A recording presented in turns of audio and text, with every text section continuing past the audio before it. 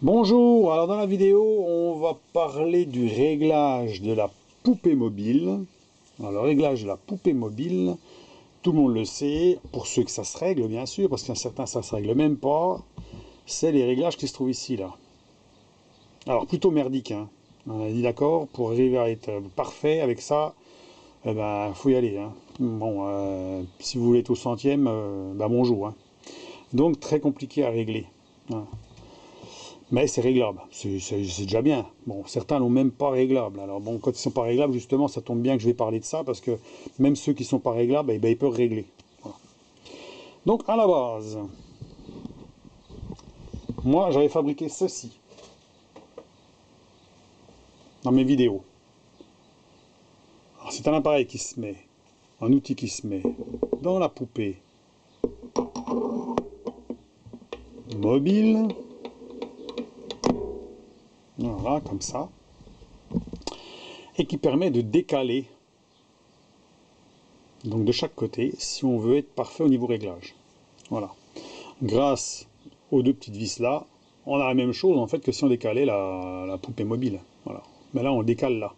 Ça fait que la poupée mobile, elle peut être fixe, c'est pas grave. Hein, voilà, elle peut être fixe sans réglage, ça pose pas de problème. Donc avec ça, ça permet de régler. Donc le seul problème, ça c'est une fabrication maison que j'ai fait complètement. Le seul problème c'est le dépassement ici, qui est important, et qui peut être gênant quand on veut travailler sur le bout de l'outil. Quand vous mettez une barre, ben, vous mettez l'outil de travers parce que ça vous gêne. Ça va gêner en fait le plateau, la tourelle où il y a l'outil. Voilà. Donc ça c'est la première chose. Et quand j'ai fabriqué ceci, justement, il y a un abonné qui m'a dit, ben tu devrais utiliser plutôt cela. Et il a raison, parce que là c'est beaucoup moins large, c'est beaucoup plus précis parce qu'on est au centième de millimètre.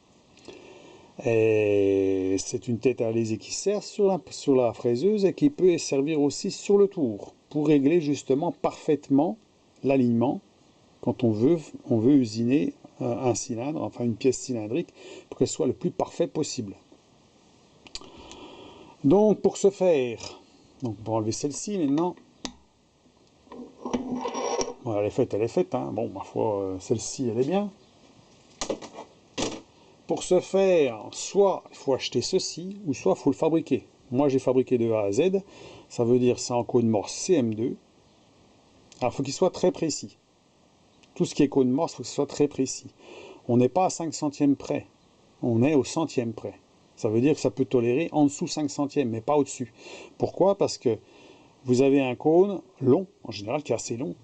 Et si vous avez, par exemple, cette partie-là qui est un peu plus grande que la normale, ben elle va coller avant de coller là.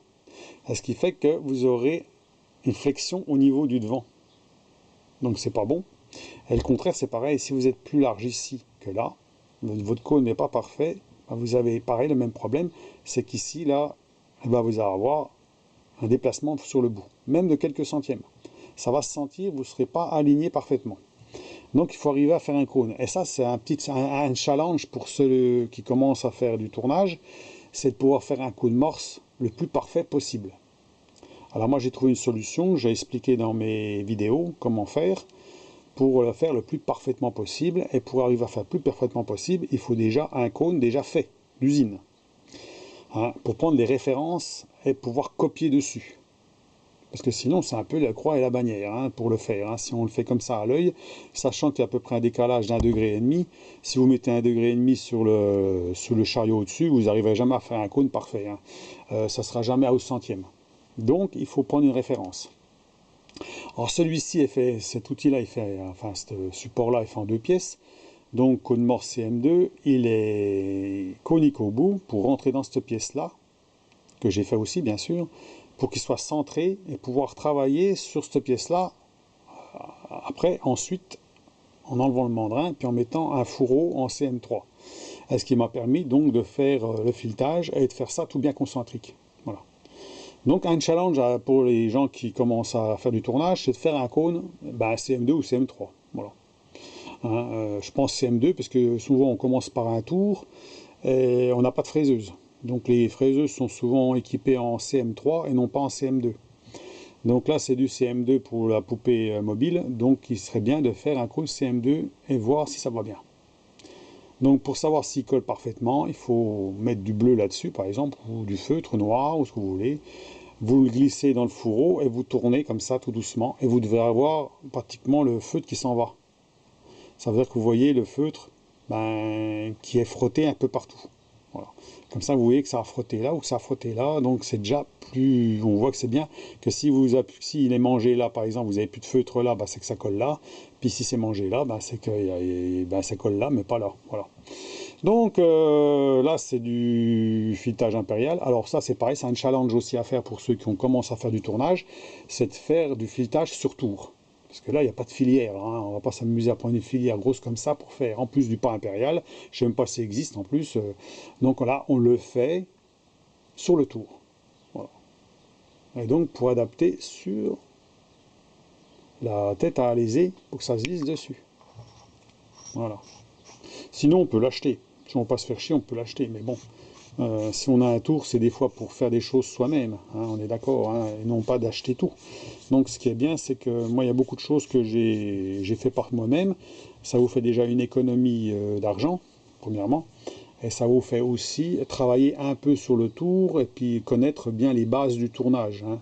Ça veut dire qu'à un moment donné, on apprend un peu de ses erreurs, c'est ce que je dis. Ça veut dire que si vous faites une connerie, faut comprendre pourquoi vous avez fait cette connerie-là et pourquoi vous n'y arrivez pas. Hein. Et à un moment donné, quand vous y arrivez, vous êtes content d'avoir réussi et vous pouvez passer à autre chose. Voilà. C'est comme ça qu'on évolue. Hein. Sinon, si on ne fait que des rondelles et des entretoises, un tour, c'est pas vraiment nécessaire. Quoi. Je veux dire, par là, on peut faire autrement. Hein. Donc là, il faut essayer d'exploiter le maximum des possibilités de la machine. Et quand on a exploité le maximum des possibilités de la machine, après, on peut voir des choses qu'on pensait impossibles à faire soi-même. Hein. Ça paraît, moi, ça, au début, ce genre de choses-là, pour moi, c'était impossible à faire. Hein. Pour moi, faire un coup de morse, faire un filetage en pain impérial, tout ça concentrique, pour moi, pour moi, c'était impossible. Hein. Quand on commence sur un tour, surtout un tour d'établi, qui n'est pas d'une précision au centième de millimètre, on se dit c'est impossible, on n'est pas sur une machine professionnelle, on ne va pas y arriver. Eh ben si, on y arrive. Donc voilà, donc on peut dire qu'avec une machine comme ça, on y arrive. Bon. Alors, le truc, c'est qu'on peut se mettre donc dedans, comme l'autre. Hein. Voilà. Et là, on peut régler un décalage au centième. Voilà. Et pour ce faire, on met une pointe en bronze. Si vous n'avez pas de bronze, vous pouvez prendre du laiton. Ou vous pouvez prendre de l'acier trempé, si vous voulez. Hein. Ça sera une pointe sèche automatiquement, il faudra graisser. Alors moi, j'avais trouvé la solution, c'est de faire une pointe comme ça, avec de la graisse. Quand on tourne, on a la graisse qui sort. Voilà. Ce qui fait que quand on met au bout ici, voilà, j'ai pas dévissé. Hein. Quand on met au bout ici, on peut travailler légèrement en travers pour faire un cône, par exemple, et que ça soit graissé en permanence. De temps en temps, on tourne la vis, et puis on a un graissage permanent, ce qui fait qu'on utilise, j'ai déjà utilisé cette pointe-là plusieurs fois, et on ne la bouffe pas. Voilà, parce qu'elle est graissée. Mais on ne la bouffe pas aussi non plus. Pourquoi? Parce que j'ai utilisé un centreur ici, un forêt à centrer curviligne, on appelle ça. Ça veut dire que le forêt à centrer curviligne, il n'est pas en pointe de 4 et il part directement à 60 degrés. Il commence à 4 et il va en arrondi, ce qui fait qu'il fait un arrondi à l'intérieur. Ce qui permet d'avoir un arrondi, il n'y a pas d'arrêt de vivre à l'intérieur, ce qui permet de ne pas bouffer la pointe. Voilà. Donc il est très bien pour faire des cônes morses par exemple. Donc c'est un truc aussi à acheter parce que là on ne peut pas le faire soi-même. Et bien entendu quand on fait des cônes morses, il faut travailler aussi avec un toc d'entraînement. Que voici, que voilà. Ça c'est pareil, c'est fabriqué maison. Ça c'est des outils qu'on peut faire soi-même. Alors le seul truc dans le toc entraînement, moi c'est fait pour être utilisé sur un mandrin et non pas sur un plateau d'entraînement. Donc c'est pour ça qu'il y a des vis de différentes longueurs, puisqu'on peut faire plus ou moins gros. Hein. Et puis il y a les vis qui sont à différentes longueurs aussi ici, qu'on peut mettre à différents endroits en fonction du diamètre de la pièce. Et qui est parfaitement équilibré. Ça veut dire que vous êtes à 1000 tours et aucune vibration. Voilà. Donc le toc d'entraînement, c'est pas toujours le cas. Souvent, il y a un truc qui dépasse justement pour le bloquer et il crée des vibrations. Donc voilà ce que je voulais dire là-dessus. sais pas si j'ai tout dit, hein, pour les précisions, ben, on peut donc régler une précision sans toucher au réglage de la poupée mobile grâce à ça. Et il y a une autre chose aussi que j'ai déjà dit dans mes vidéos, sur les tours Made in China, sur ces petits tours-là, les réglages de hauteur ne sont pas bons. Ça veut dire que votre poupée fixe, votre poupée mobile, n'est pas en face de votre poupée fixe. Voilà. Vous avez un décalage en hauteur. Alors ça peut être un peu plus bas ou ça peut être un peu plus haut. Alors il y en a qui vont me dire, bah oui, mais si c'est un peu plus bas ou un peu plus haut, on ne peut pas faire quelque chose de précis. Et il a raison, parce qu'en fait, vous utilisez une barre comme ça, et ben, si vous êtes en travers comme ça, par exemple, alors j'exagère, il faut exagérer pour savoir. Votre outil commence au milieu de la pièce, ça veut dire que vous êtes au centre. Votre outil doit toujours être réglé au centre de la pièce, sauf pour les outils à tronçonner, qui doit être un petit poil en dessous. J'ai déjà expliqué, parce que si vous vous mettez pile au centre, bah, des fois il ne mord pas. Voilà, il ne veut pas mordre, vous forcez, il ne veut pas y aller. Donc il faut être légèrement un peu en dessous. Voilà, pas de beaucoup, hein. Je parle de 1 dixième, voire 2 maxi, pas plus. Parce que si vous mettez trop en dessous, il va forcer, il risque de casser. Donc voilà.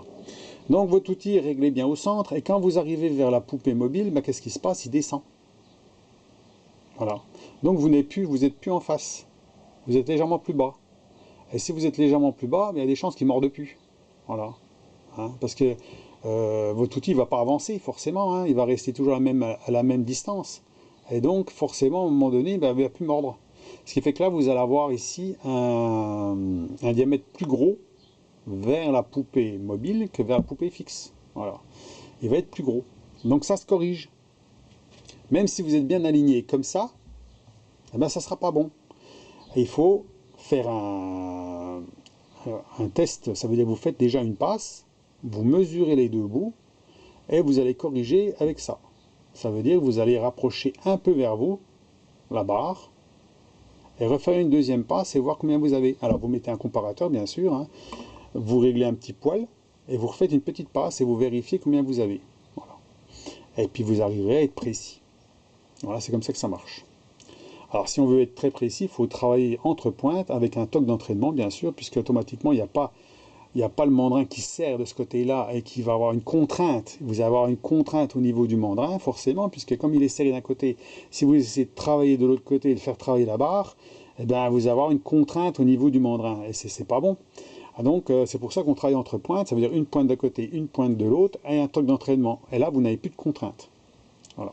Par contre, vous ne pouvez pas travailler sur toute la longueur, vous êtes obligé de travailler sur une longueur, une partie, puis après retourner la pièce et recommencer de l'autre côté. Voilà, parce que sinon, bah, vous ne pouvez pas vous approcher trop près du toc d'entraînement, sauf si vous avez une partie que vous n'utilisez pas, forcément. S'il y a une partie que vous dites, bah, cette partie-là, je ne l'utilise pas, donc je vais utiliser que la partie de là, par exemple, à partir de 5 cm jusqu'au bout. Donc là, le toc d'entraînement, vous le serrez là, ce qui fait que votre outil, vous allez vous mettre à partir de là, et puis vous allez... voilà, vous n'êtes pas obligé de retourner la pièce, mais vous aurez une partie qui sera morte. Forcément. Ou alors, vous allez peut-être réduire pour faire autre chose. Hein. Voilà, on ne sait pas trop ce qu'on veut faire, mais à ce moment-là, c'est comme ça qu'on procède. Il faut savoir que quand vous mettez le mandrin serré ici, eh ben, vous allez avoir un défaut, en fait, dû à la poupée fixe. Ça va être votre poupée fixe, j'explique en gros, elle n'est pas précise non plus. Ça veut dire votre poupée fixe, c'est la partie qui a le mandrin ici, là. Quand vous serrez, même votre mandrin n'est pas précis. Un mandrin 3 morts, c'est pas précis. Eh bien, vous allez avoir un décalage au bout. Vous n'allez pas être parfaitement dans l'alignement. Alors, vous allez essayer de le redresser, forcément, mais là, vous forcez dessus. Vous forcez dessus. Alors, il y a des chances que vous ne soyez pas parfait partout. Vous comprenez le truc? Alors, quand vous êtes entre pointes, c'est différent. Parce qu'entre pointes, on est en bout de mandrin. Donc, on est en bout de mandrin, forcément, et là, on est en bout de poupée mobile. Donc, on n'a pas du tout la même chose. Et là, on peut faire du très précis.